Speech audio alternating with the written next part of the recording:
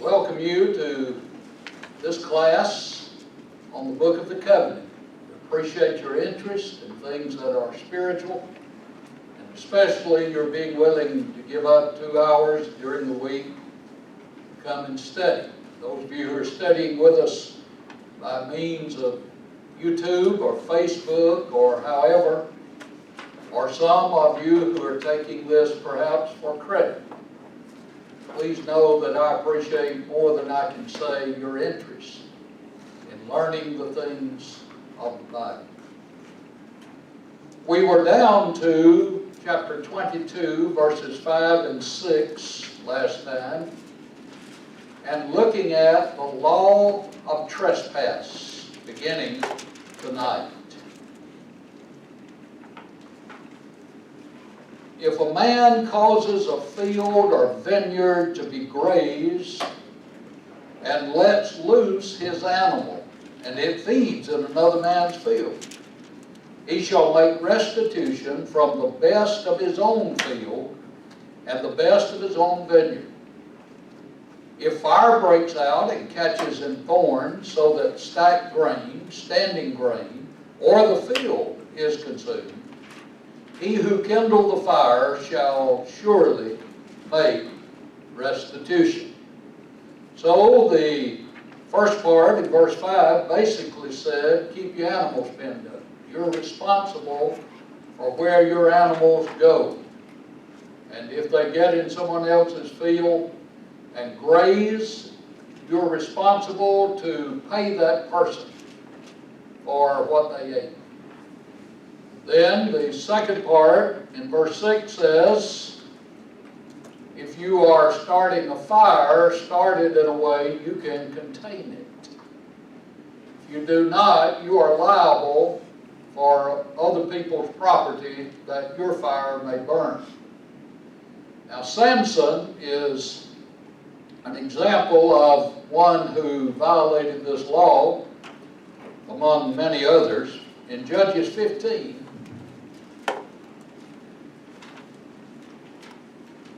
because his wife was given to his companion, and he became angry and pronounced himself harmless regarding the Philistines. Verse 4, Samson went and caught 300 foxes, and he took torches, turned the fox's tail to tail, and put a torch between each pair of tails.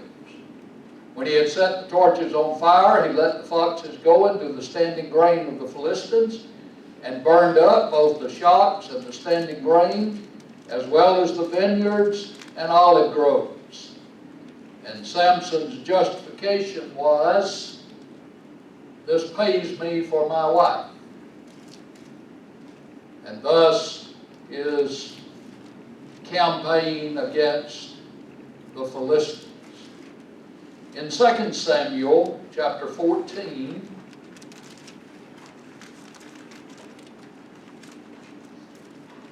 verse 28,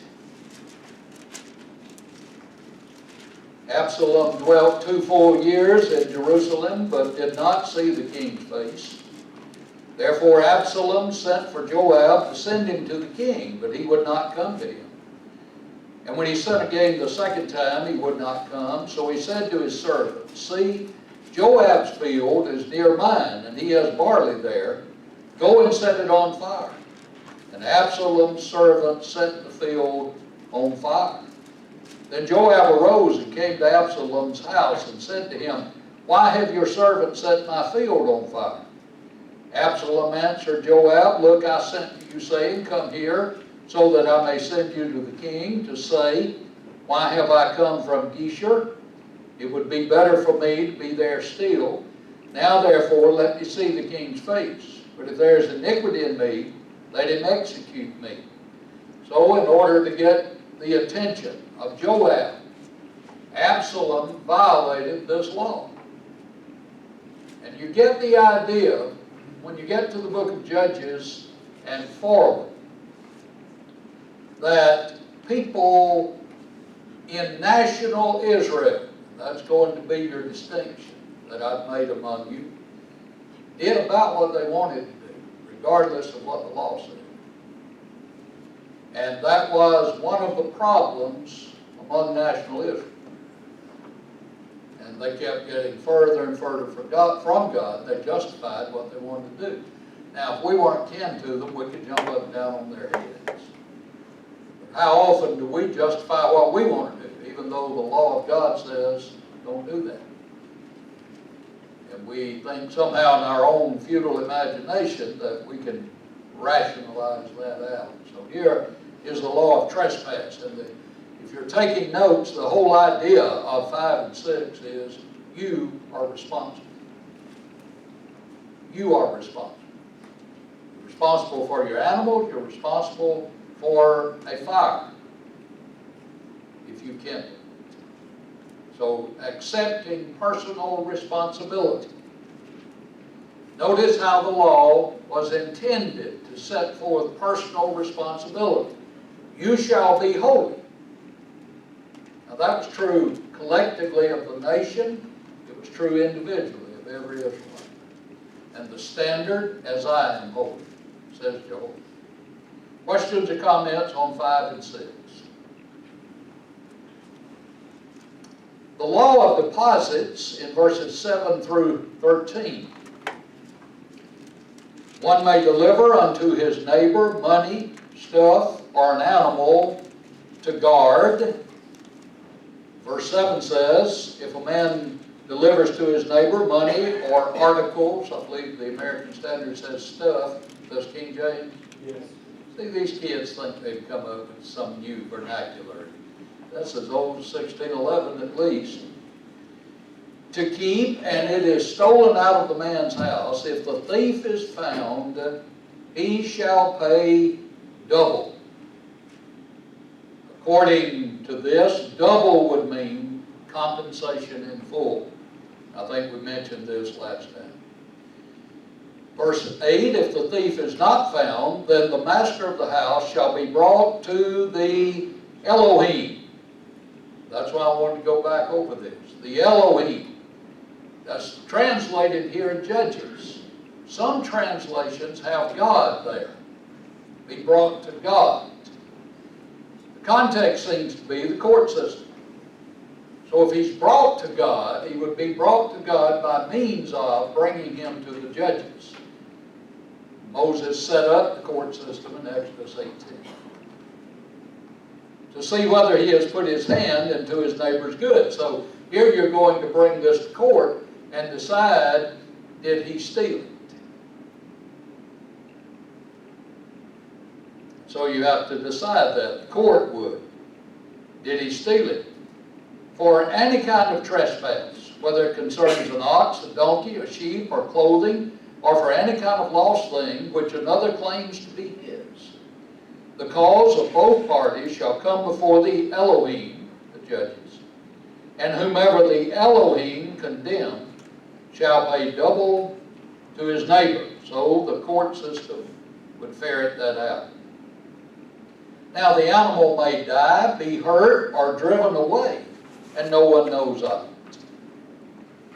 Verse 10, if a man delivers to his neighbor a donkey, an ox, a sheep, or any animal to keep, and it dies, is hurt, or driven away, no one seeing it, then an oath of Jehovah shall be between them both, that he has not put his hand into his neighbor's goods, and the owner of it shall accept that, and he shall not make it good. So they take an oath.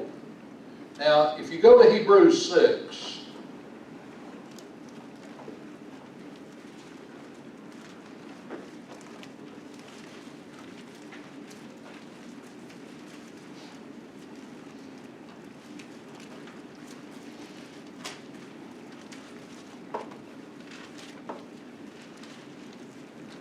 verse 16, Hebrews 6:16. For men indeed swear by the greater, and an oath for confirmation. And you may have a reference in your Bible to Exodus 22:11. An oath for confirmation is for them an end of all dispute. And this very likely is the background to Hebrews 6:16. That settles it. They agree among themselves that that settles it. Now, if the animal is stolen from the person, he shall make restitution to the owner of it. Verse 12. And if it is torn in pieces by a beast, he shall bring the pieces as evidence, and he shall not make good what was torn. And we talked about this was what was done by Jacob to Laban, Genesis 31:39. This was done by David in his argument to Saul as to his ability to meet Goliath, 1 Samuel 17:35. And in Amos 3:12, Amos used this as an illustration. So if you're keeping someone's sheep, and the lion or the bear comes out and attacks them, you take the carcass to the owner, and the owner is able to determine you didn't steal the sheep. The sheep was killed by a wild animal. So you don't have to make that sheep good.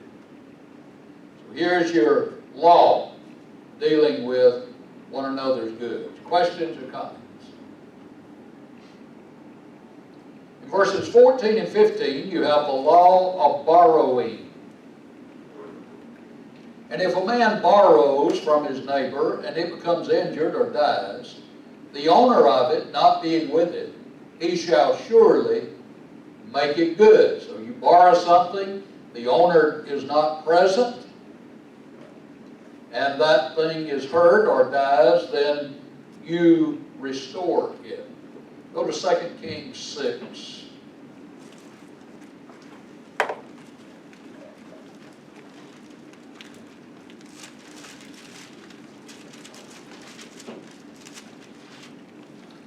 Verse 1, the sons of the prophets, now those are those who are in the schools of the prophets, said to Elisha, and Elisha would be considered the father here of the prophets.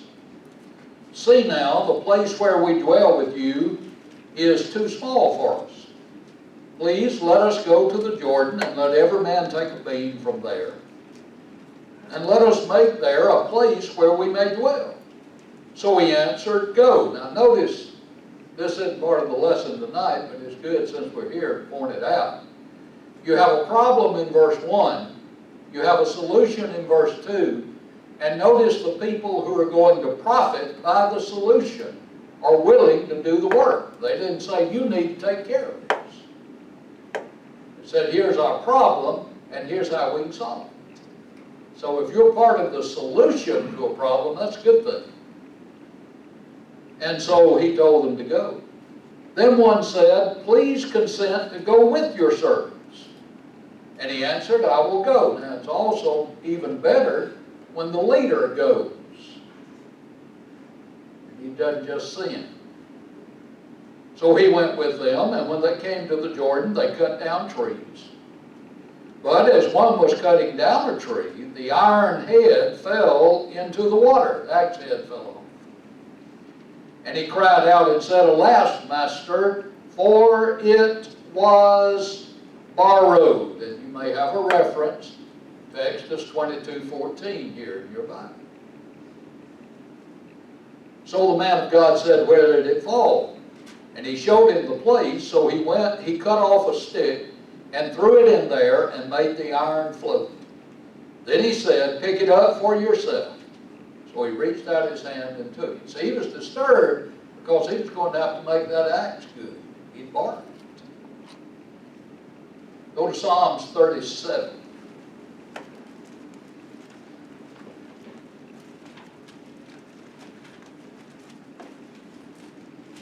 Verse 21.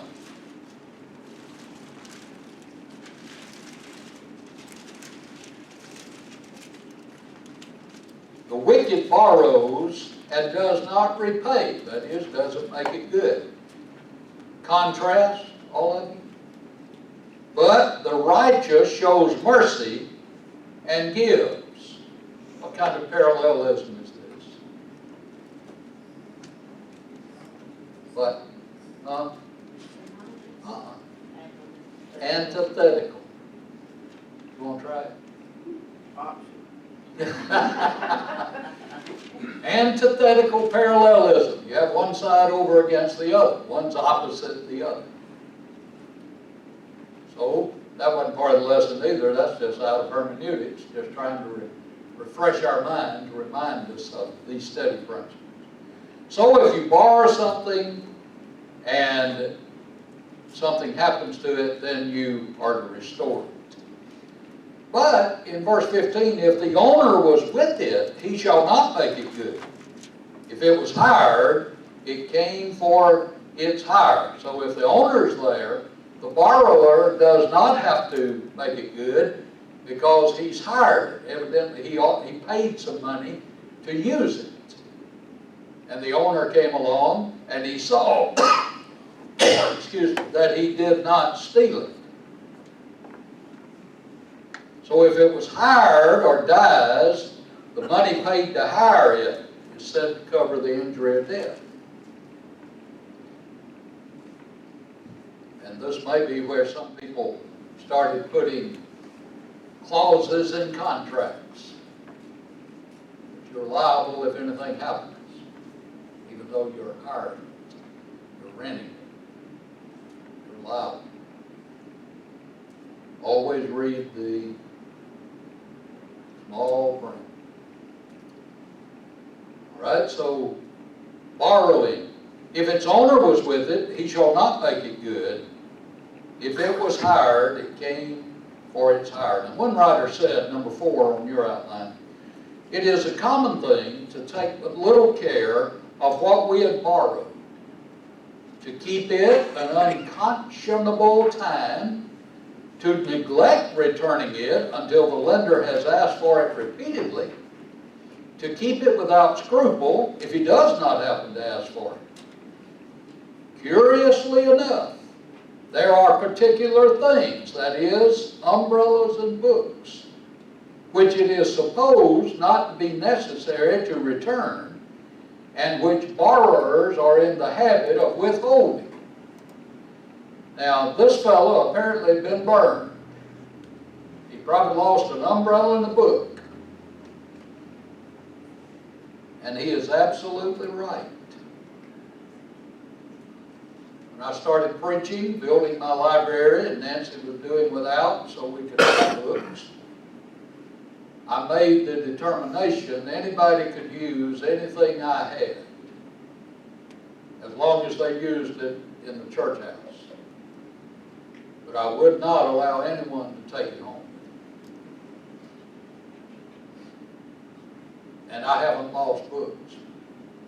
But I have a lot of friends who have, because they let people borrow. And people with a book seem to think it's not important to get that back. And my books are the same to me as mechanics' tools would be to him. A lot of people don't understand that. And they think their preacher is being selfish. But he's being protective, self-protective. So here's the background for being careful about what you loan. Questions or comments? Y'all are alive, right? All right, in 22:16 through 23:19, and obviously these are pretty straightforward, we have what I call miscellaneous laws. In 16 and 17, we have the law against seduction. If a man entices, now that word carries with it the idea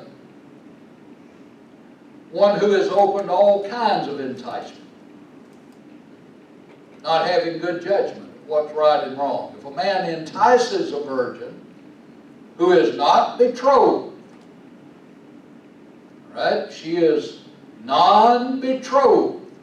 The word virgin here is the Hebrew word bethulah.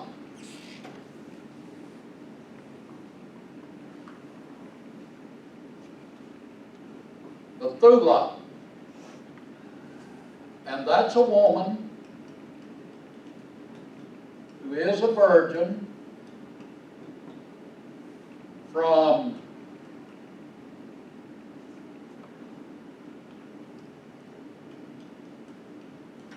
birth to death. So Bethula does not give us a particular age limit unless the context does. It's the general Hebrew word for virgin, and that's the word that's used here. A virgin of any age. If he lies with her, he shall surely pay the bride price. Do you have dowry? Some of you with the King James? I'm sorry? Endow. Okay, that's a dowry. Endow.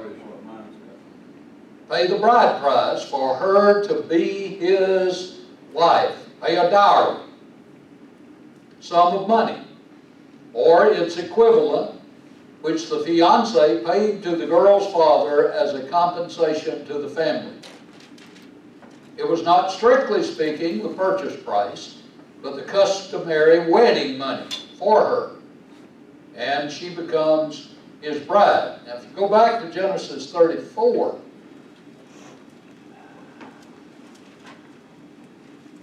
you look at verse 12. When Shechem wanted to marry Dinah, he said, "Ask me ever so much dowry, so much bride price." You may have a marginal reading. "And gift, and I will give according to what you say to me, but give me the young woman as a wife." In 1 Samuel 18, in verse 25,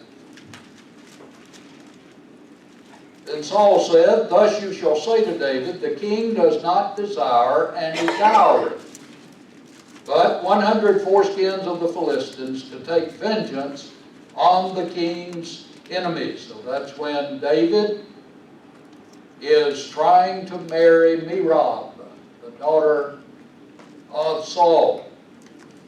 And he says, "I don't want a dowry. I want you to go kill 100 Philistines." That's a pretty good dowry, isn't it? Now, he entices a virgin and he lies with her. This indicates the virgin consents to the fornication.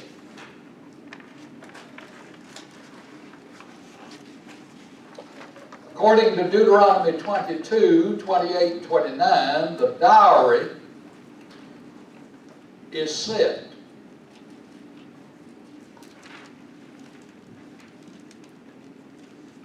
If a man finds a young woman who is a virgin, who is not betrothed, and he seizes her and lies with her, and they are found out, then the man who lay with her shall give to the young woman's father 50, and you have shekels there in italics because we do not know what that is. It's 50 weight of silver, and she shall be his wife, because he's humbled her. He shall not be permitted to divorce her all his days. So, if he commits fornication, he is to pay a dowry, and he cannot divorce this woman. Which probably made it a pretty good deterrent. But here is a consenting relationship. The woman's father has a say. Verse 17, if her father utterly refuses to give her to him, he shall pay money according to the bride price of the virgin. So the man pays the dowry if her father won't allow her to be given to him. Now, verses 18 to 31 show the nature of God. And I've listed there in B this quotation. He is severe in punishing evil, verses 18 to 20. Compassionate towards the needy, 21 to 27. Deserving of respect and obedience, 28 to 30. expecting holiness in his people. So you three fellows who preach, there's your sermon on that. Put 100 scriptures with each point, you'll be ready to go. Nature of God, seen in this context. All right, we start in verse 18, the law against sorcery. You shall not permit a sorcerer, or sorceress rather, to live. Now that's the female sorcerer. And this condemnation is in the same form in which the Decalogue is written. The Apoditic, which carries with it the law form, written as a law. Sorceress is from a word that means to whisper a spell, to enchant, or to practice magic. The feminine form of the word is used. Look at little b.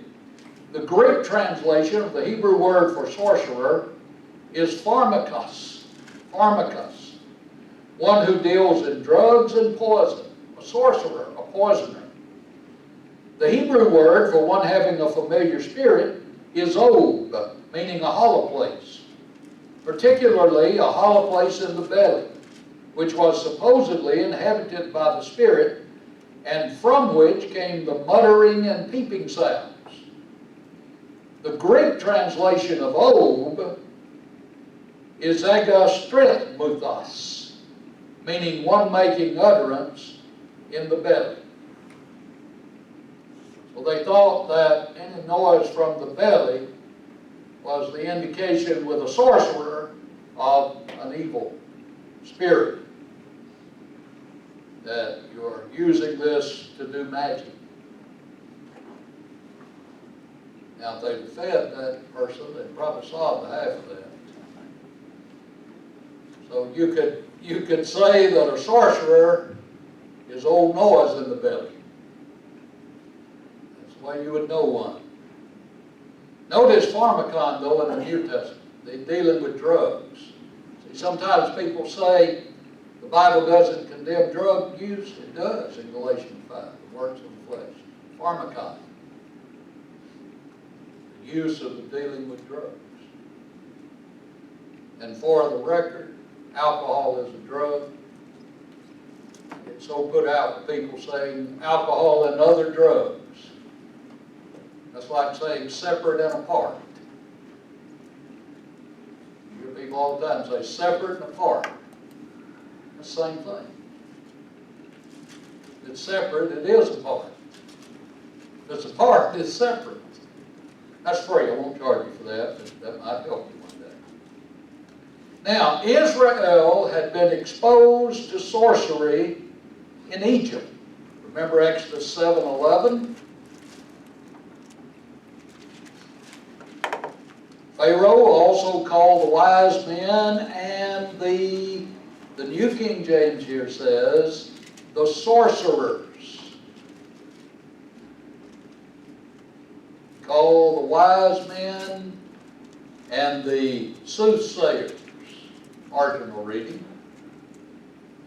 So the magicians of Egypt, they also did in like manner with their magical arts, with their enchantments. So they had seen that.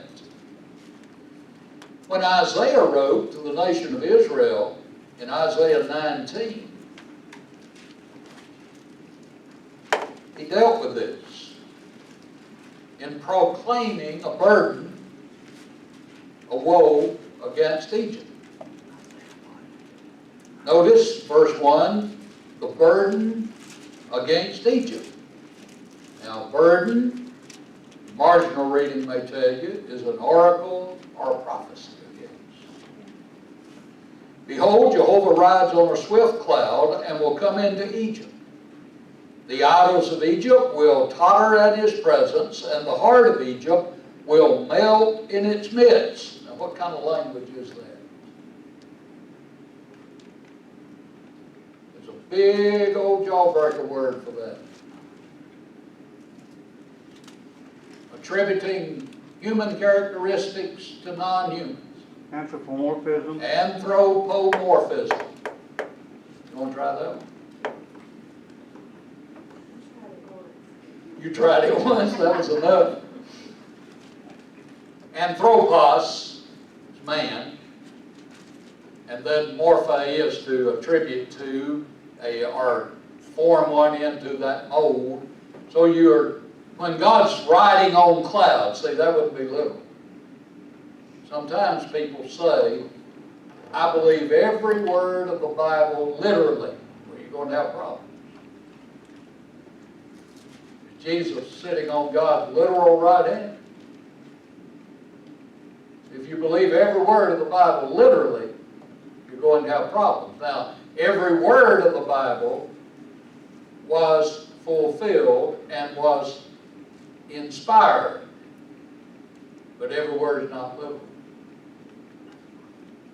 So be aware of saying that. I've heard people make that argument. What they're trying to say is, I believe the Bible. Well, that's good. Say it that way. And you won't get yourself into some trouble that way. But in Isaiah 19 now, verse 2, I will set Egyptians against Egyptians. Everyone will fight against his brother, and everyone against his neighbor. City against city, kingdom against kingdom. The spirit of Egypt will fail in its midst. I will destroy their counsel, and they will consult the idols. Now here they are. And the charmers, the mediums and the sorcerers. And the Egyptians I will give into the hand of a cruel master, and a fierce king will rule over them, says the Lord, Jehovah of hosts. So this oracle against Egypt by Jehovah says, I'll deal with their sorcerers. I'll defeat their sorcerers. Under the law of Moses, sorcery was a capital offense. Go to Leviticus chapter 19. These are the moral and ceremonial laws. Leviticus 19, 31. Give no regard to mediums and familiar spirits, to prostitute himself with them. Do you all have prostitute there? To go a-whoring after them? All right, notice how spiritual sin is likened to physical adultery or fornication. He's using the physical to illustrate the spiritual. And often, when you read about whoredom in the Old Testament, it's talking about idolatry. You need to look closely at your context. Idolatry. I believe Hosea married Gomer out of idolatry. I don't believe Gomer was a prostitute. But that was an illustration of the spiritual condition of those people. Now you can believe it she was if you like. But if you look at context, often it'll be a spiritual situation illustrated by a physical one. I will set my face against that person and cut him off from his people. Drop down to verse 27. A man or a woman who is a medium or who has familiar spirits shall surely be put to death. They shall stone them with stones, their blood upon them. In Deuteronomy 18 and verse 10,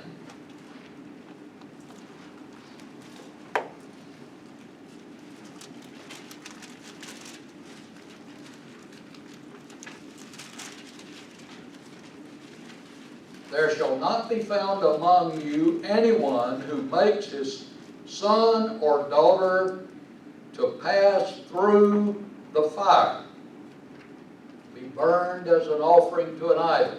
That's Moloch worship, generally. Or one who practices witchcraft, or a soothsayer, or one who interprets omens, or a sorcerer. The word sorcerer there is masculine. Here's dealing with a man.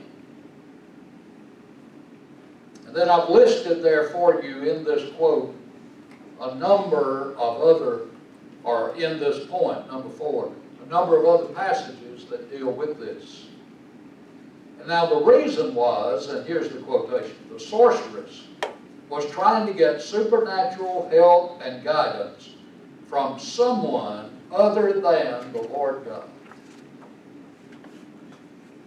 So they were trying to get supernatural help from someone who wasn't supernatural. No such thing as these spirits, unless during the miraculous age God allowed them to operate. But a lot of the time, it was a lot of fakery, a lot of trickery involved in it. Yeah. Can we use the example of Saul with the witch of Endor? And he paid with his life. You can use it as an example of a witch who was surprised she was successful. When Samuel appeared, scared him to death. She was trying to do her trickery. God overrode that and allowed Samuel to appear. They were shocked, which shows the faith. The fact that he did consult the witch at Endor. Yeah, it was a violation of the law. Of the law. Yeah. And he paid with his life. Yeah. Okay. So don't violate the law. Yeah. That's what you use So that. that reverts back to Leviticus. Yeah, don't violate the law. That witch should not have been allowed to be operating in Israel, which again shows you the condition of the nation at that time. Make sense? Okay. Anything else? Monty?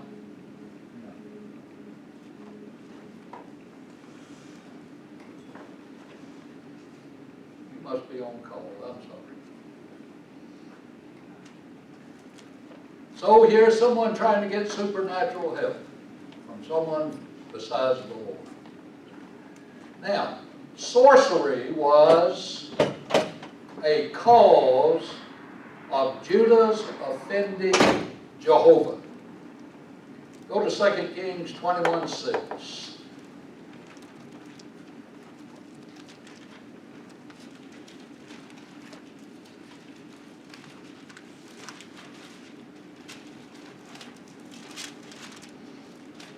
Now this is Manasseh.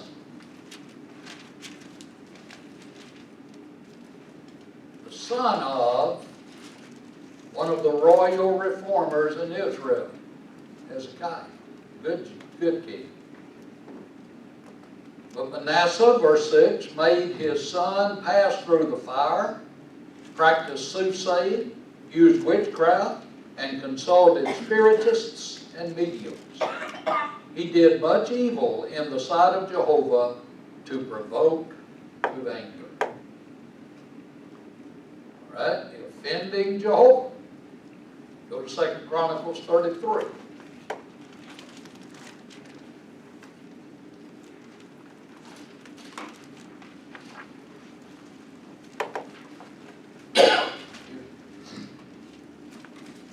Verse 6.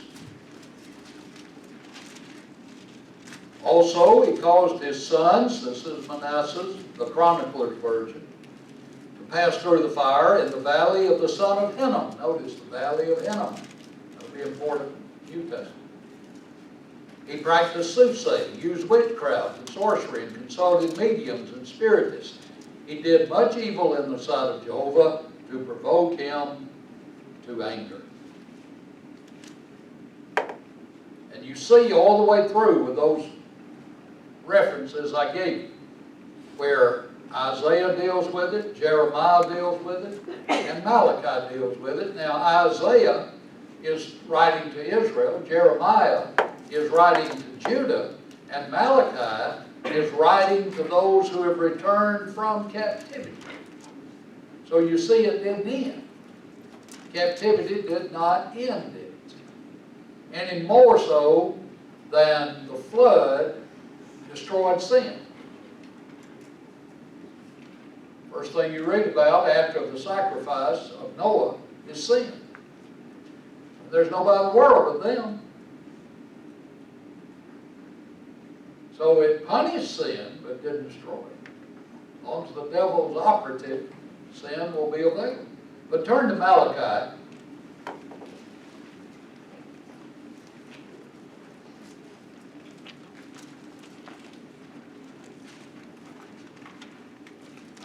Jehovah says, verse 5, I will come near you for judgment. I will be a swift witness against sorcerers, against adulterers, against perjurers, against those who exploit wage earners and widows and orphans, and against those who turn away an alien, because they do not fear me, says Jehovah of hosts. So these people existed. Jehovah says, I will be a witness against them. Now, if Jehovah's against us, you finish. Who can be for us? That's the reverse of what Paul said in Romans. Paul said, if God is for us, who against us? Literally, if God for us, who against us? Well, the converse of that is, the antithesis of it is, if God's against us, who for us? There is no one. Does the New Testament, it doesn't talk about this much, does it?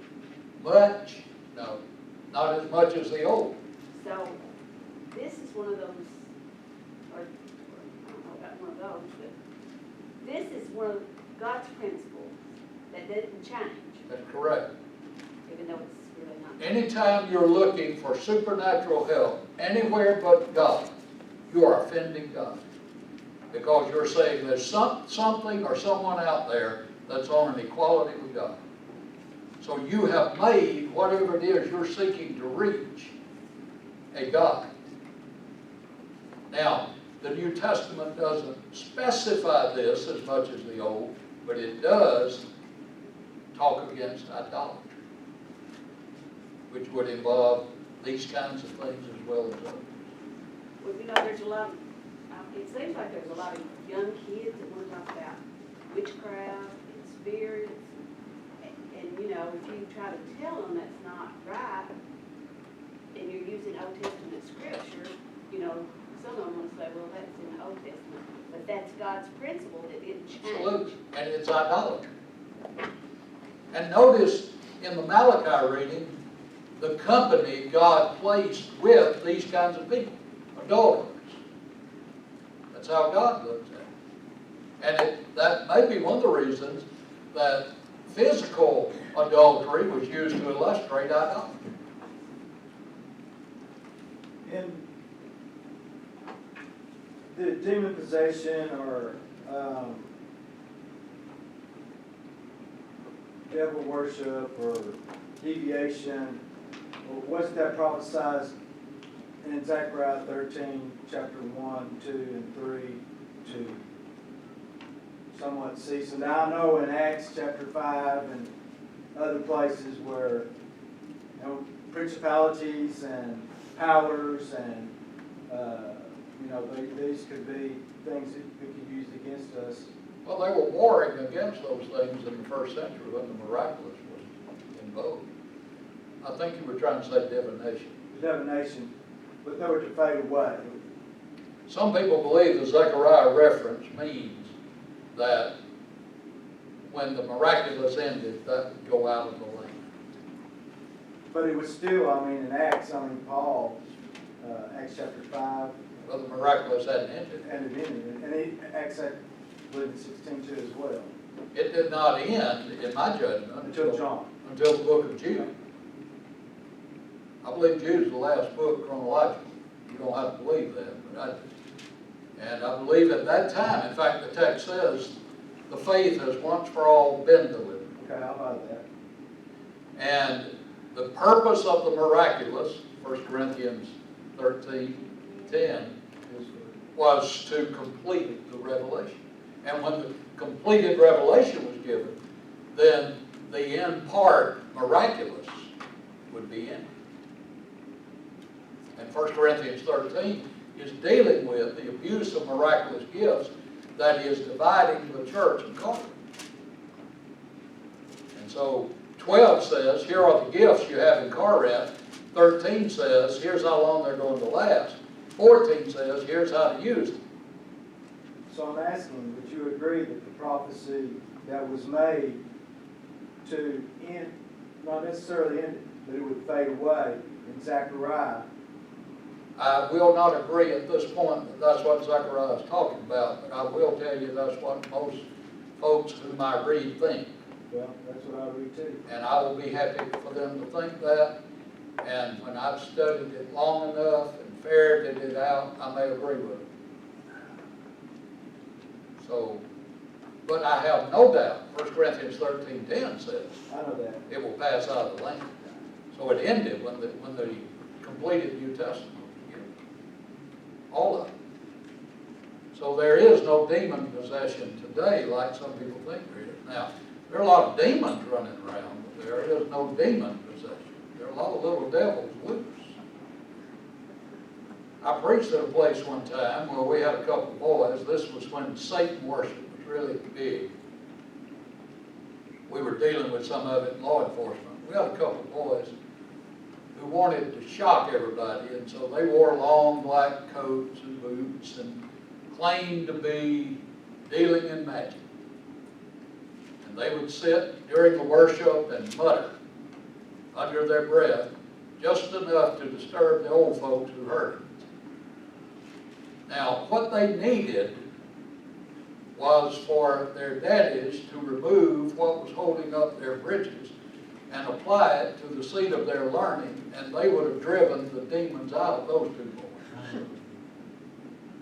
And I almost volunteered to do it for them. But all that was, on both of their parts, was a cry for attention. They thought if they upset enough folks, they'd get the attention they needed. And they didn't get what they needed. And I don't know how they turned out. I pray they were a whole lot better than they were when I did. But we had a lot of kids back in that day, in the 90s, dabbling in Satanism, claiming to worship Satan. And when I would deal with one of them, I would say, now you're committed to Satan, right? You're a member of the Church of Satan. So you could join the Church of Satan out in California that Anton LaVey was the head of for $100. I got an application for it. You could join for $100. Guess what they were interested in? And they wanted to shock one another. Satanism was basically a way to condone drug use and fornication. That's all it was. But a lot of the young people were buying into it. So I would ask them, okay, you're a member of the Church of Satan, yes. Tell me the 9 satanic statements in the Satanic Bible. They didn't know there were 9 satanic statements in the Satanic Bible. They'd never read it. They were dabbling. They were playing to get attention. If you ever find one who was devoted, he'd know what the Satanic Bible said. But most of those kids didn't. But all this actuality ended when the New Testament was completed. It is not going on today. So these devils you see today just need to be whipped. Time out doesn't work. And one day, when the Lord comes, they're going to get it, but it's going to be an eternal one from which they cannot escape, and that's the sad part. So we want to try to help them see this is no good. So Judah offended Jehovah with all this stuff and went into captivity, and that was part of the reason. Other questions or comments? Okay. Is this the same as far as like Simon and the Sorcerers? Yes. This is the kind of trickery in which he was engaged. I'm glad you brought that up in Acts 8. Because when he saw a real miracle, he knew the difference in a miracle and what he'd been doing. So he tried to buy the real, which implies what he was doing was fake. Or he could have duplicated what they were doing, but he couldn't do it. He wanted that real power. Very good. Thank you for bringing that up. Simon the Sorcerer, yes. One writer said, number 6, there cannot be perfect love to God and communion, fellowship with Him, and trafficking with the devil at the same time. Look at Galatians 5, verse 20.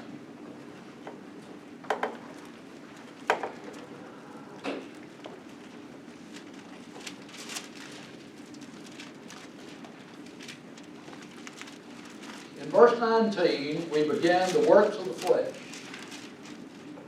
are evident, which are. Now, if you're reading from the King James, New King James, it begins with adultery, which if I've counted right, and you count for me, there are 16 sins that are said to be the works of the flesh.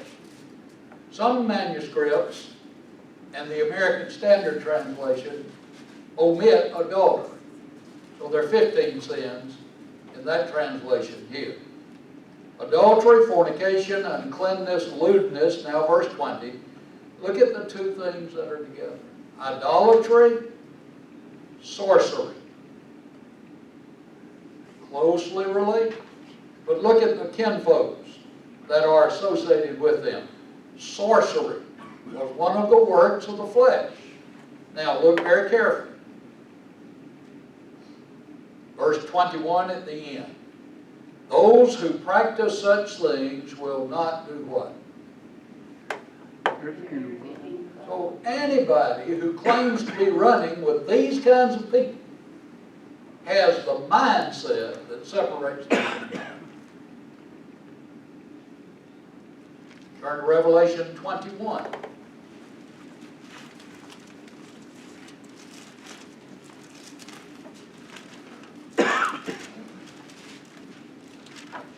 Revelation 21:8. The New King James says, but the cowardly, the King James American Standard, the fearful, unbelieving, abominable, murderers. Now the New King James ESV here have sexually immoral. That ought to be fornicators. Sexually immoral is too broad for our society. Sorcerers, idolaters, look at how it's connected there.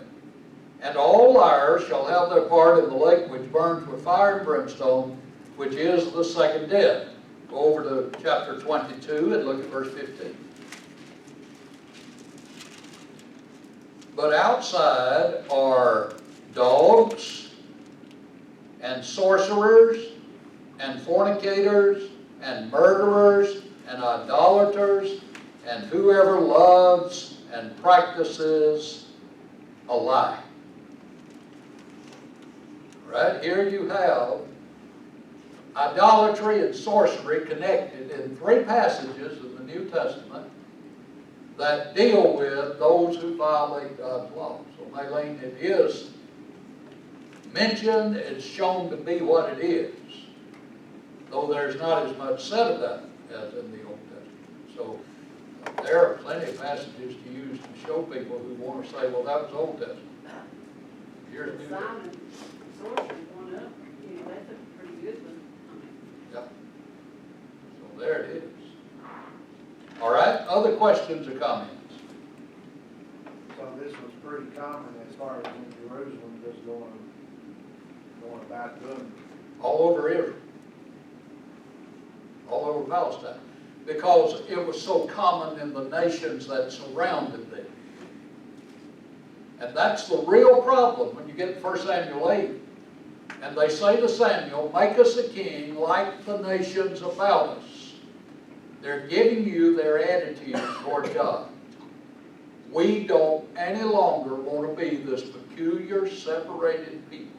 We want to be like everybody else. And when they wanted to be like everybody else, they became like everybody else.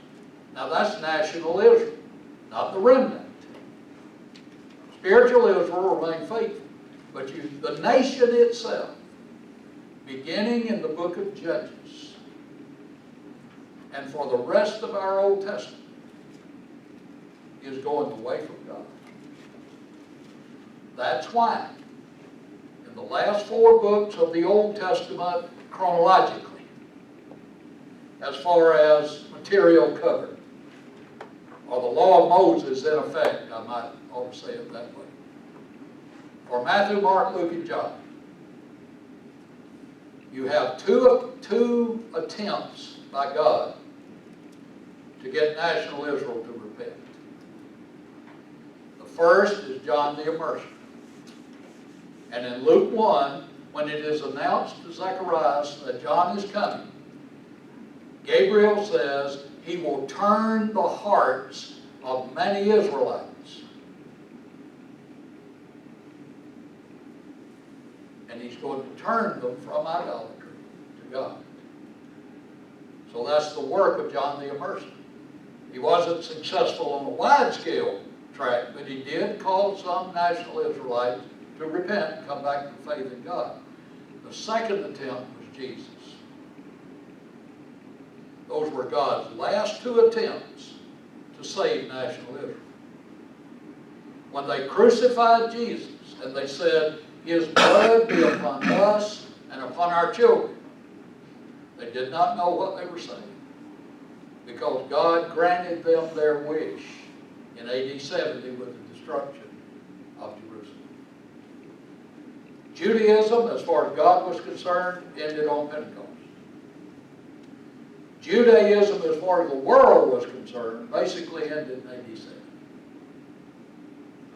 And that's why up until AD 70, the basic main persecution against the church is Judaism. After AD 70, then Rome picks up as one of the persecutors. Now there was Roman persecution going along parallel before 70, Nero for example, but the major persecution against the church was Judaism until 70.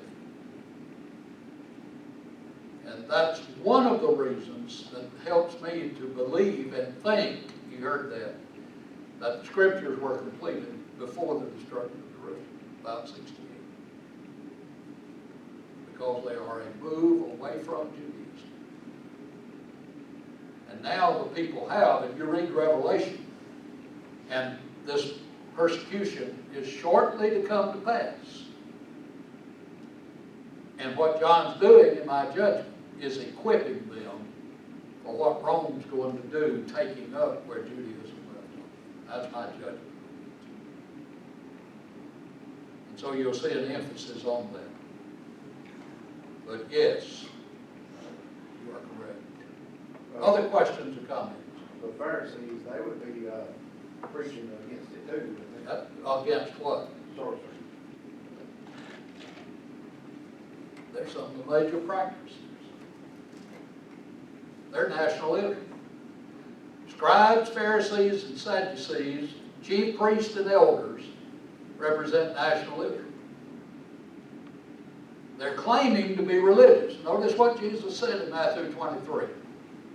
You put a good coat of whitewash on the sepulchre, but inside is full of dead men's bones. You're talking one game and living another. You're pretending to be religious when in reality you're atheistic. I was thinking that that was maybe just what laws they wanted to be, bending to make, say, me higher up than you are, but if they read the law and it said something about sorcery, I would think that they would say something against that. The Pharisees would take more of a strict stand than the Sadducees. The Sadducees are equivalent or parallel to our modern day politicians. They wanted to get along with the government and get the benefits of the government. So they played the political spectrum. The Pharisees did what they wanted to do religiously. They kept what laws they wanted to keep, and they abandoned the ones they didn't want to keep. And that's what Jesus said. You've left undone the weightier matters of the law. And you have made microscopic the matters that you wanted to be important. Now, here's the thing you need to get. James tells us this. Any mindset that says, I can violate this law of God and be okay. Anytime anybody thinks that way, for a law from God, they will apply that same way of thinking to any law of God, with which they don't agree, or which hinders them. So James says, if you violate one, you're guilty of all. Why? Same mindset that would violate this one. If I see I want to violate that one because I think it'll benefit me, that same mindset says I'll violate it. It's just whatever I want. So it's whatever's right in your own eyes. And that started in the period of Judges. And that's one of the things, when you converted these Jews to Christianity, that's one of the things the early church had to fight. Hypocrisy. And you read Corinth, and look at what Paul says about that. And you see that battle, because these people obeyed the gospel, but they didn't get all that denominationalism out of them immediately. And it happens today. You have to gradually help people grow into maturity. When you baptize someone out of denominationalism, that doesn't mean the water washes all that denominationalism out of their minds, which has been ingrained through the years. It's continual Bible study that will eventually move it out. That's why we make a mistake. I'm on my soapbox now, it's on the edge. That's why we make a mistake when we baptize people and forget them. And tell them just come sit on the pew with us. We don't mature them and help teach them out of the error they're hanging on to. Read Acts 19 in Ephesus. Those people genuinely obeyed the gospel, but they didn't know for a while they need to get rid of those magic formulas and magic books. They were holding on to that, and when they became convinced, they built a bonfire and burned every one of them. But you see growth in those people, even though it's recorded in one chapter. Good point. Let's drive a peg down here and take 10. All right, in verse 19, we shouldn't even have to discuss this, but it was a problem, and so the Bible discusses it. Verse 19, whosoever lies with an animal shall surely be put to death. Now Israel would have been exposed to this in Egypt. One writer said the abomination here mentioned is said to have prevailed in Egypt and even to have formed part of the Egyptian religion. Israel will be exposed to this in Canaan. Go to Leviticus 18. And remember, this law is in preparation for Canaan, giving these laws. Leviticus 18, verse 23. Nor shall you mate with any animal to defile yourself with it, nor shall any woman stand before an animal to mate with it. It is, you have perversion? Confusion. All right, confusion, perversion is what it is. Do not defile yourself with any of these things. Now look at it. For by all these the nations are defiled, which I'm casting out before you. That's those 7 Canaanite nations. For the land is defiled. Therefore I visit the punishment of its iniquity upon it, and the land vomiteth out its inhabitants. You shall therefore keep my statutes and my judgments, and shall not commit any of these. Do you have abominations? All right, so if you mark confusions or perversions and mark abominations, connect the two. It's a way of saying the same thing. Either any of your own nation or any stranger who dwells among you. Here's a case of the law applying to the proselyte at the gate, the sojourner. For all these abominations, you have abominations there, all right, connected. The men of the land have done who were before you, and thus the land is defiled. Now, lest the land vomit you out also when you defile it, if you do these things, as it vomited out the nations that were before you. For whoever commits any of these, you have abominations connected. The persons who commit them shall be cut off from among their people, put to death. Therefore you shall keep my ordinance, so that you do not commit any of these. You have abominable customs connected, and that you do not defile yourselves by them. I, Jehovah, your God. So 2 things you would connect here, and that is abomination, perversion, and defilement. Some of the Canaanite gods were depicted as having sexual relations with animals. One writer said, this commandment may therefore be related not only to sexual misconduct, but also, mark it, to sexual misconduct connected to the worship of other gods. So you'd be committing these acts in honor of your God. That's the same thing as we have the sacred prostitutes in the Bible, of which Tamar was one, or thought to be one. Tamar was thought to be one, and that you had in Corinth and other places.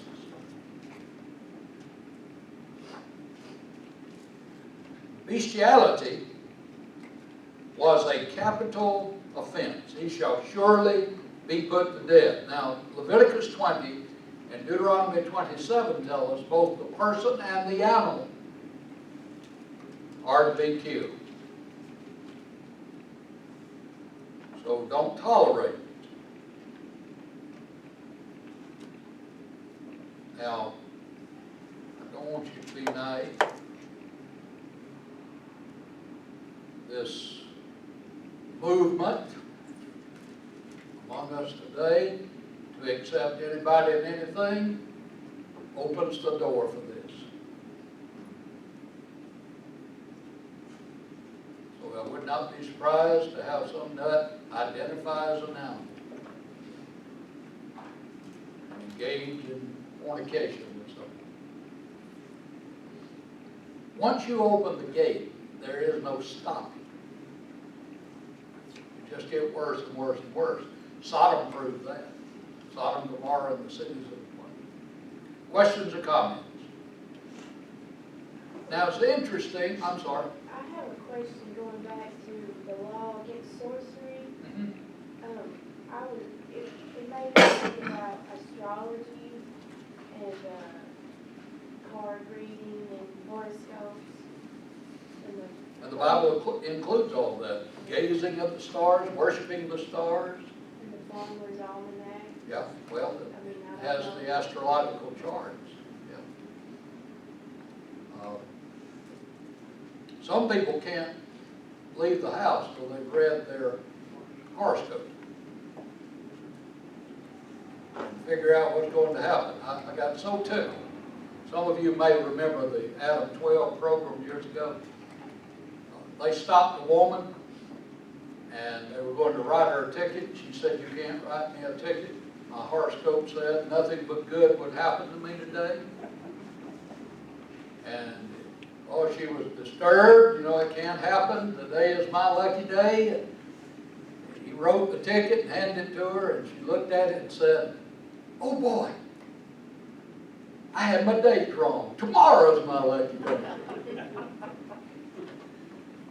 So that's what you get into, and it's interesting that a former First Lady was said to have consulted the horoscopes and the advisors before advising her husband. Thankfully, I think her husband had better sense to listen to her. I just saw a new thing, I think, maybe it's not, they're selling spiritual water, rainwater. I saw that. You saw that? I thought I wasn't lying. This guy was offering to send you so much of that water, it was just going to do all kinds of wonderful things. And I had people making testimonies, lying. Okay, let's boil away the fluff. How much did it cost? It was free, wasn't it? And then after that, I don't know. Yeah, we don't know after that. He didn't get into that part. But the little pack of water was supposedly free. Do you remember folks who sold water from the Jordan River? Those big holy water?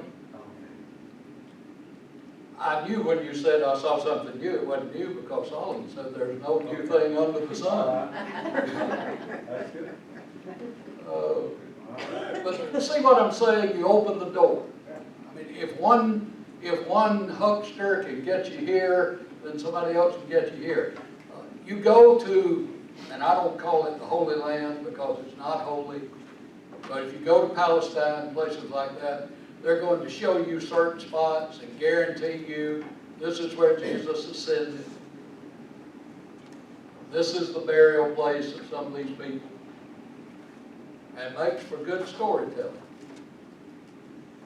And for years you've read, people have seen the Ark of the Covenant. They've seen Noah's Ark up on those mountains in Turkey. Some people even had wood they were claiming came from Noah's Ark. So if you buy into something, you might ought to go look in the mirror and have a long talk with yourself. Yes. I don't plant much of anything anymore, and I never did plant by the signs, but people that do, is that part of this? If you believe that's appealing to a supernatural power, it's going to make your crops better than anybody else's, yes. If you're looking at it agriculturally, Yeah, I think that's how people look at it. then you're saying this is the seasonal time when agriculturally plants would react to whatever it is. Like, see, we're more north than South Georgia. So in South Georgia, we planted April 15th. You didn't see much planted at all before April 15th. And you generally, you know, barring droughts or disease or something like that, you generally have a good crop. If you planted prior to that, you didn't. Well, it didn't have anything to do with the signs. It had to do with the agricultural time as to how the seed responded to the soil temperature, the moisture, and all that's involved. So you didn't plant according to the legs and feet? I have never looked at the Farmer's Almanac to do anything. I know a lot of people do, I just wondered. I've looked at the calendar when I planted to put it down. Some years you'll have a short corn. Some years you have it tall as you are. And they say people up at Hawkins, that's moon phase. That's soil temperature and all that. What does the moon control? The water. The water thing. I know there'll be differences. It'll probably not have anything to do with that sign. I don't know. I have some oceanfront property in Arizona, if you'd be interested. All right, so you get the point, I believe, about the matter of sorcery. Now, it's interesting in verse 20, you have this tied to idolatry. Notice, he who sacrifices to any Elohim, except to Jehovah only. Do you have only there? He shall be utterly destroyed. He who sacrifices to any Elohim, and here's little g, see, context. You know it's an idol here because it's contrasted with Jehovah, even though it's the word Elohim. He shall be utterly destroyed. The basic meaning of destroyed is the exclusion of an object from the use or abuse of man, and its irrevocable surrender to God. Surrendering something to God meant devoting it to the service of God or putting it under a ban for utter destruction. Usually, koron, the word, means a ban for utter destruction. The compulsory dedication of something which impedes or restricts, or resists rather, God's word, which is considered to be a curse before God. One writer said it was a flagrant rebellion against God and a transgression of the fundamental law on which the community was built. Chapter 20, verse 3. And this involves the laws in Exodus 22-6. Number 2, allegiance to idols would be manifested in worship, where allegiance to Jehovah, mark it, should have been manifested. So your idols take Jehovah's place. Idolatry was a capital offense when guilt had been fully determined. And that's a key point. Guilt fully determined.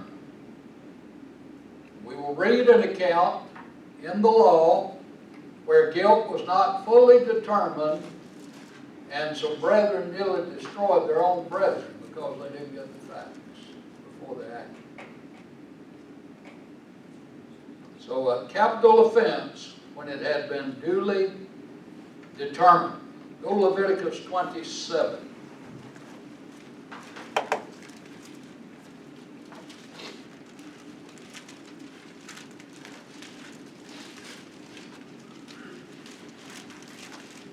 Verse 29. No person under the ban, that is, who's been devoted, who may become doomed to destruction among men, shall be redeemed, but shall surely be put to death. So if one is found to be accursed before God because of idols, he is not to be bought out of that. He is to be put to death. 1 John 5 says there's a sin unto death. Don't ask that God forgive that. You have the same parallel principle in Jeremiah 7, when Jehovah says, don't pray for Judah. They're past the point of return. Turn to Deuteronomy 13.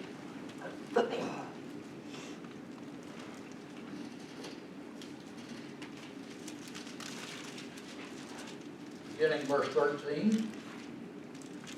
Corrupt men have gone out from among you, and enticed the inhabitants of their city, saying, let us go and serve other gods which you have not known. Well, change that reference from 13, Deuteronomy 13:13 to 13:12. Now let's look behind it. If you hear someone in one of your cities, which Jehovah your God gives you to dwell in, saying, corrupt men have gone out from among you, and enticed the inhabitants of their city, saying, let us go and serve other gods, which you've not known. All right, now right here, it's what? Right up to this point, it's what? It's hearsay. I heard it. All right, what are you going to do about it? Then, so you have an if in 12, and now your thens in 14. Then you shall inquire, search out, and ask diligently. If you're taking notes, get the facts. And if it is indeed true, now, if it is indeed true implies it may indeed not be true. Everybody who tells something on somebody else is not always telling the truth. And certain, notice that, true and certain, that such an abomination was committed among you, you shall surely strike the inhabitants of that city with the edge of the sword, utterly destroying it, all that is in it, and its livestock, with the edge of the sword. And you shall gather all the plunder into the middle of the street, and completely burn with fire the city and all its plunder. For Jehovah your God, or all its plunder for Jehovah your God, it shall be a heap forever, a mound. It shall not be built again. So none of the accursed things shall remain in your hand, that Jehovah may turn from the fierceness of his anger, and show you mercy, have compassion on you, and multiply you, just as he swore to your fathers. Because you have, noticed, listened to the voice of Jehovah your God, to keep all his commandments, which I command you today, to do what is right in the eyes of Jehovah your God. So when someone says they've done something, you don't accept that at face value. When someone accuses your brethren, you do not accept that accusation at face value. Get the facts. And until you get the facts, give that person the benefit of the doubt. Now, when they take the benefit of the doubt away from you, then you can accuse them because you've given them as much as you can until you find out what the truth is. And I'm telling you, among brethren, people can be accused of doing things, believing things, teaching things that they do not. And our responsibility before we open our mouths is to find out for sure. Go investigate.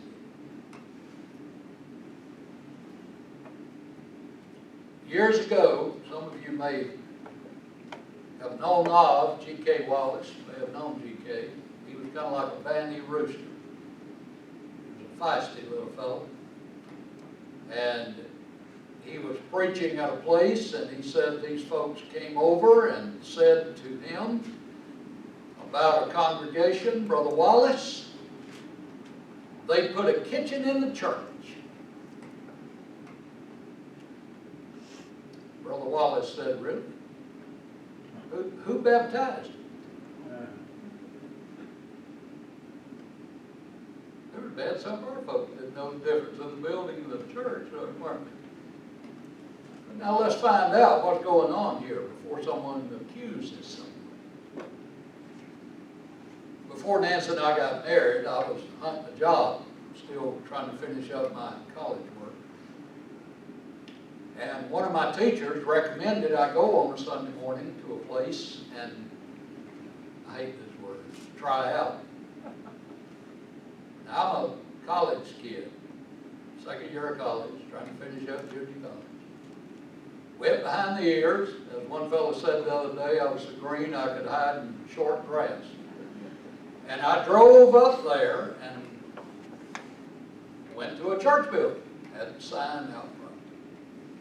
And I waited, and I waited.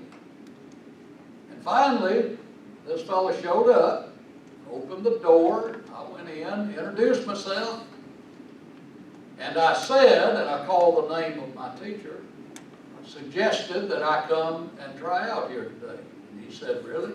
And he called the name of my teacher, and he said, he's going to hell. I'm a second-year college kid. I didn't know anything about antiism.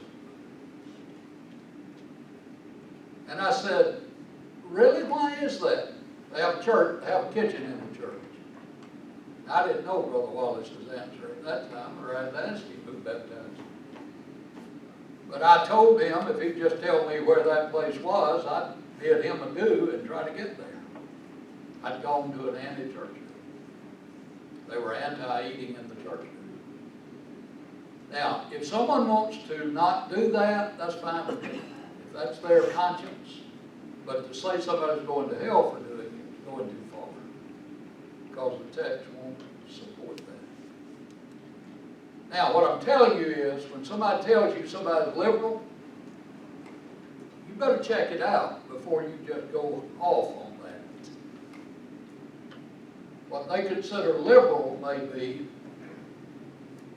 everybody gets up and walks up in the front building, puts their money on the collection plate, or the collection table instead of passing the plate.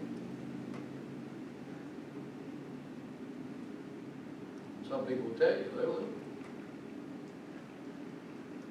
Got it?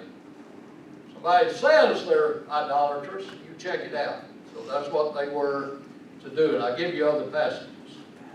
Now this would be a besetting sin among the Israelites. You get over to chapter 32 of Exodus. I'll not cover it now because I'm going to cover it later, but you are familiar with the golden calf.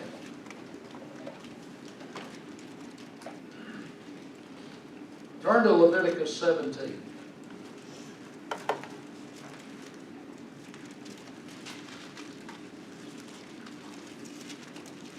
This would be a besetting sin among Israel. Leviticus 17:1. And Jehovah spoke to Moses, saying, speak to Aaron, to his sons, and to the children of Israel, and say to them, this is the thing which Jehovah has commanded, saying, whatsoever man of the house of Israel who kills an ox or lamb or goat in the camp, or who kills it outside the camp, and does not bring it to the door of the, you may have tent of meeting here, tabernacle of meeting, to offer an offering to Jehovah before the tabernacle of Jehovah, the guilt of bloodshed shall be imputed to that man. He has shed blood, and that man shall be cut off from among his people, to the end that the children of Israel may bring their sacrifices, which they offer in the open field, that they may bring them to Jehovah at the door of the tabernacle of meeting to the priest, and offer them as peace offerings to Jehovah. And the priest shall sprinkle the blood on the altar of Jehovah at the door of the tabernacle of meeting, and burn the fat for a sweet aroma to Jehovah. They shall no more offer their sacrifices to, and what do you have there? Demons, devils.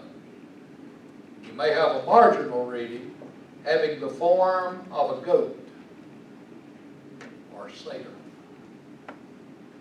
They have done what? After whom they have done what?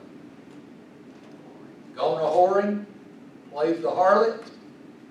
This shall be a statute forever for them throughout their generation. That's idolatry. And it's spoken of in terms of physical fornication, but it's spiritual. They can understand physical, the illustration, and they can make the application. This would be a temptation in Canaan. In Exodus 34, they're warned about this, verses 10 through 17.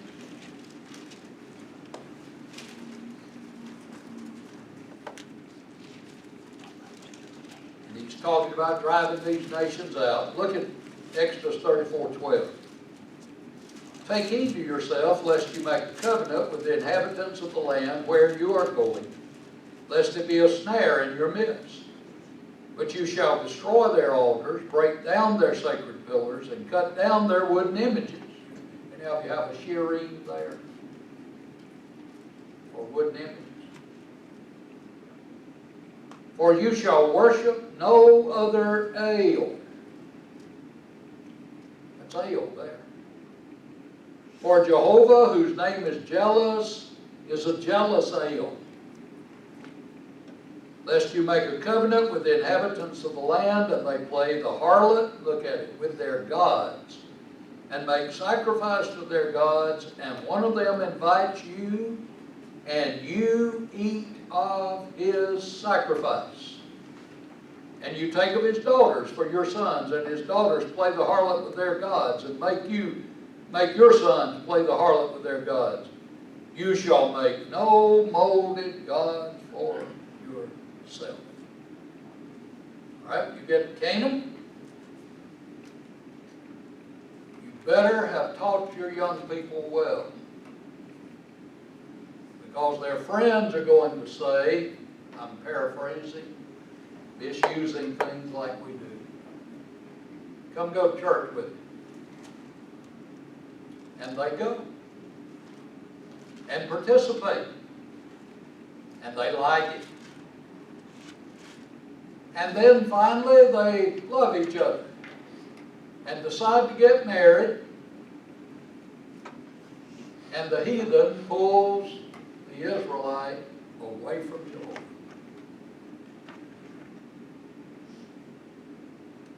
God said, teach your children so they won't fall for them.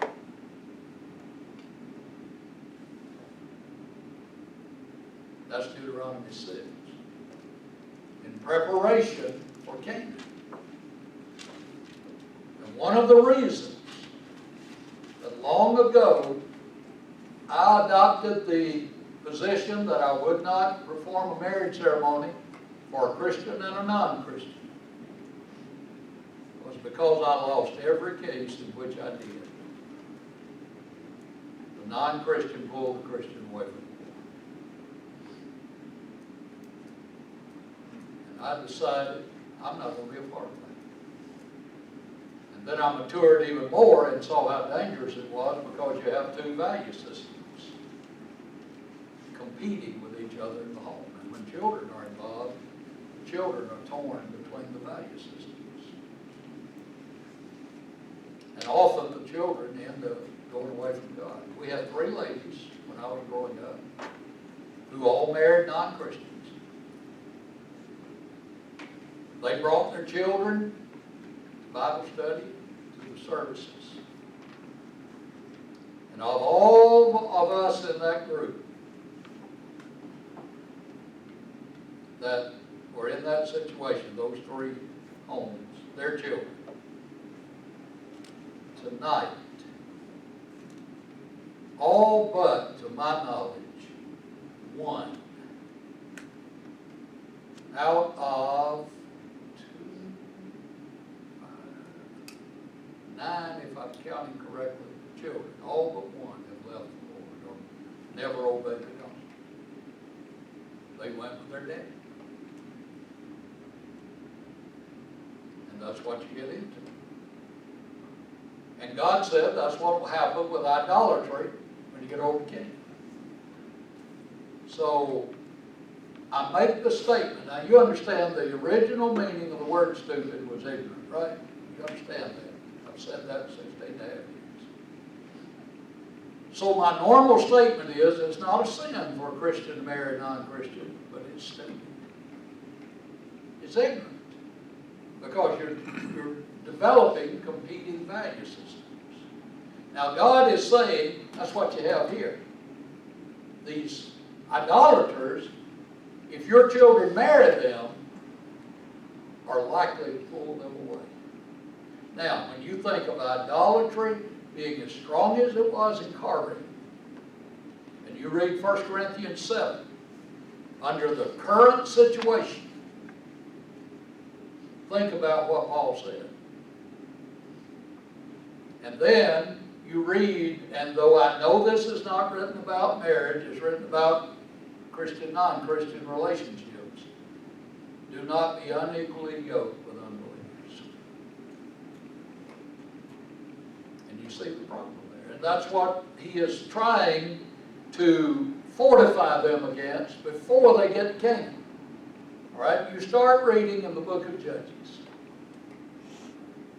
And this is exactly what they did. In Joshua, they didn't destroy those Canaanite nations. They made slaves out of them. By the time of Judges and that third generation, here's what's happening. They're intermarried. And they're pulling away the Israelites. So God said, prepare your children for this. Teach them, fortify them against this. Because they're going to be tempted with it when you get to Canaan. The sad part is that a lot of our boys and girls grow up and they don't associate with enough Christians to find a good mate. And sometimes in the congregation where they attend, there are not others their age. And so they're left to say, what do I do? And I appreciate parents who see to it that their children get to things where they are associating with other Christian young men, so that their children will know. There are a lot of young people doing right out there. And I need to find one that'll help me go to heaven. I will turn my soapbox back down now. Questions or comments? All right, verse 21. The law against oppression of sojourners. I want to underscore this one in your mind. You shall neither mistreat a stranger. Now, you may have a marginal reading, sojourner. Nor oppress him, for you were strangers, you were sojourners, in the land of Egypt. Notice the restriction. Don't mistreat, oppress, ill-treat the sojourner. A ger, one who's dwelling among you but hasn't put down permanent residence. Nor oppress him. Now this is stressed because you have these Gentiles associating with them, moving through the land, taking up temporary residence with them. And the law is applicable to how they treat them, and it's also applicable to them if they're going to sojourn in the land. This is free, charge for it. But when people say, and when the text says, that the law was given to the Jews, you have to define who is meant by Jews there. The The law was given on Sinai, wasn't it? Who was there? Mixed multitude. You had the mixed multitude and the Jews. You had Jew and Gentile at Sinai. And then you read through the law where the sojourner among you, you have one law for the homeborn and for the sojourner. One law. He's amenable to it. And they were to be witnesses to the point they caused these Gentiles to leave idols and come serve Jehovah. That's why this law is here. The restriction. Turn to Leviticus 19. This is so important for the rest of the Old Testament. So that's why I'm stressing. Leviticus 19:33. And if a stranger dwells with you in your land, you shall not mistreat him. The stranger who dwells among you shall be to you as what? One born among you, homeborn. And you shall do what? Oh, I thought the law of Moses was a law of stone. See, here's the emotional side of the law. Love. Love him how? That sounds a whole lot like love your neighbor as yourself. For you were strangers in the land of Egypt. I am Jehovah your God. All right? You're given the restriction. Don't mistreat him. You're given the reason. You've been there. You know what it's like. You sojourned in Egypt. That ought to motivate you to do right. Turn to Deuteronomy 1.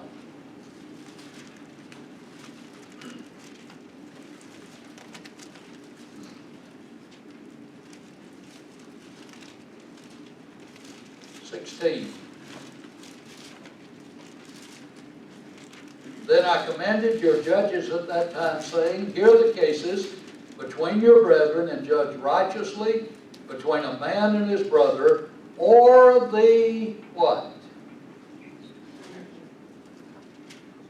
The stranger, the sojourner, who is with him.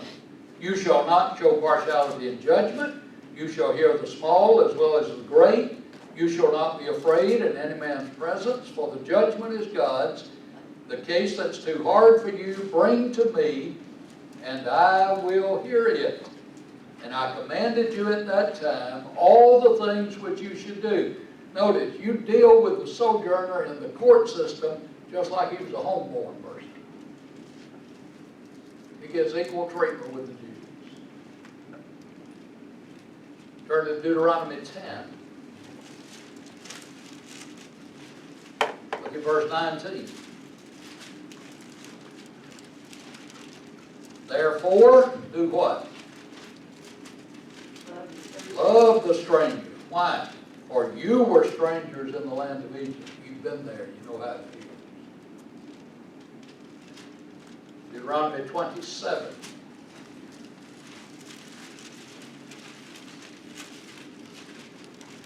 Verse 19. Cursed is he is the one who perverts the justice due the stranger, the fatherless and widow. Now Jehovah places the stranger in the category of fathers, the fatherless, and widows.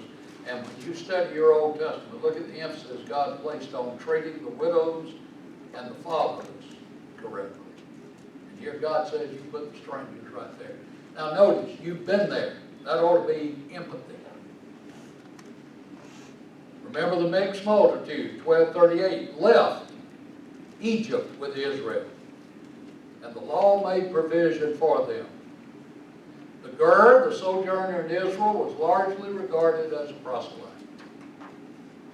This would address Gentiles living among the Israelites. And the proselyte of the gate would be among these.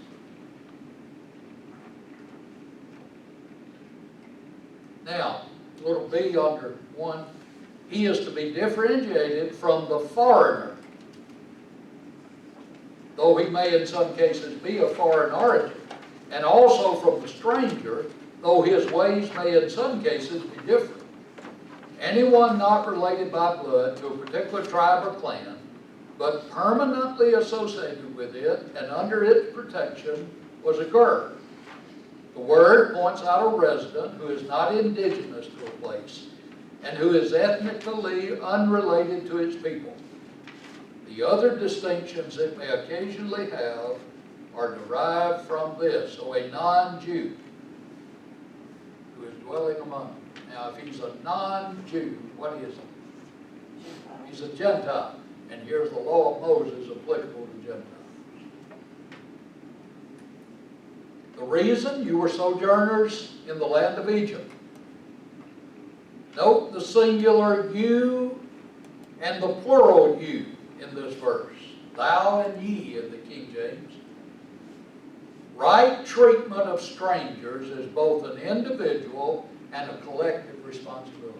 So each individual Israelite was to treat the stranger right, and the nation as a whole was to treat the stranger right. And that's interesting because the nation is made up of the individuals.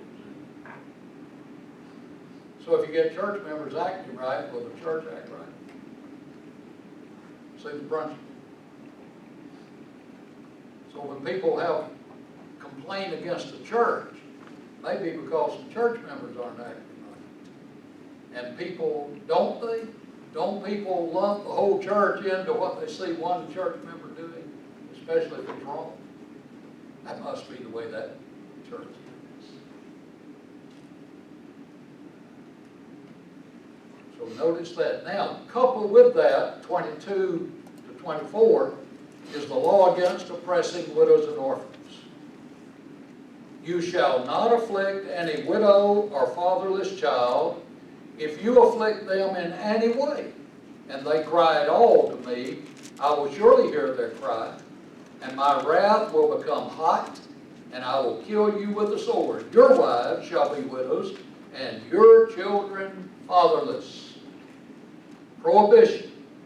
Don't afflict, mishandle any widow or fatherless child. You have a parallel in Deuteronomy 27:19. So don't afflict any widow. I gave you a multitude of passages. Don't afflict any orphan. The widow and orphan are to be treated fairly in the courts, and the bondage in Egypt is to motivate you to do this. Now notice, you have a sojourner, you have the orphan, you have the widow. God specifically points them out and says, you take care of them. Seems like 1 Timothy 5 has a lot to say about taking care of widows. Seems like James 1:27 says, complete pure religion is taking care of widows and orphans. So while you have it on the Old Testament, there you have specific application and commandment in the New Testament. The widow and orphan.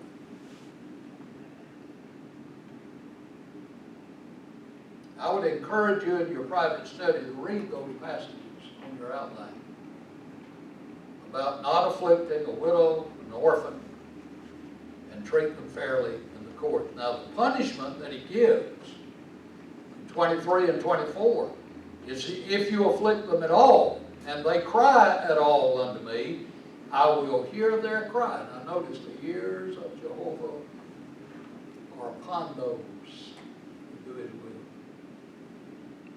My wrath will become hot, and I'll wield the sword against you and kill the men, so their wives are widows and their children are fatherless. Look at the idea. Often God brought the enemy nations against Israel who committed these punishments. Assyria, Babylon were noted for killing the men. Sometimes even killing the women and children, but often taking the women and children captive. Killing the men of a city. Now, could they do anything about it so they wouldn't be killed if they violate this law. Look at Jeremiah 7.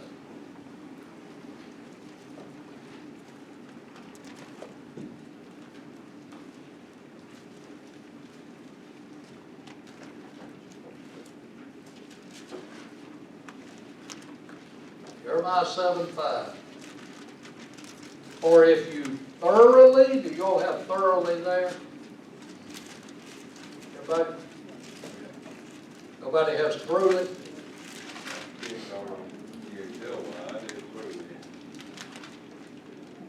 So depending on your edition, you may have truly or thoroughly, same idea, same meaning.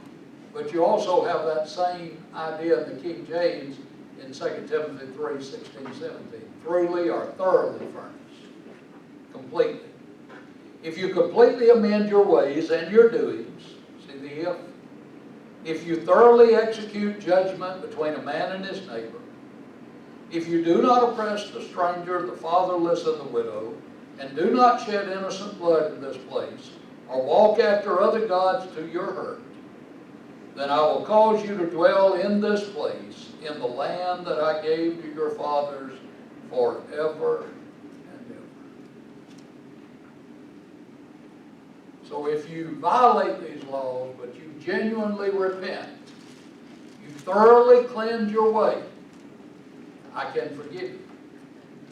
The sadness was the national Israelites who generally violated this law did not have an attitude of repentance. So when you read about the Pharisees, for pretense, they made long prayers while they were foreclosing on a widow's house.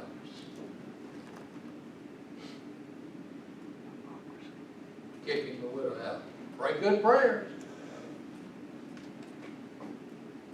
So you see the background for that. Now, I do not want to begin number 4 because I want to spend a good bit of time on that. Do you have questions and comments on what we covered